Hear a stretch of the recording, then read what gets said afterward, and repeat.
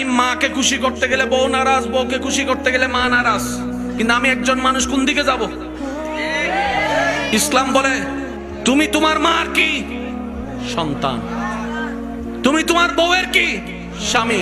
শব্দগুলা খেয়াল করবেন। তুমি তোমার মার সন্তান, যার পায়ের নিচে তোমার বেহেশত। তুমি তোমার মায়ের পায়ের নিচে।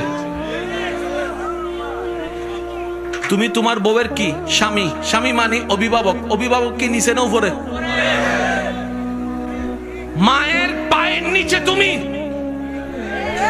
আর বউ তোমাকে মাথার উপর রেখেছে, কারণ তুমি বউয়ের অভিভাবক।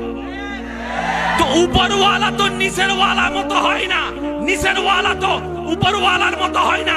এবার সে বলে আমি করব কি? বলে যে শুনো, তুমি মাকে মাথায় রাখো, বউকে বুকে রাখো।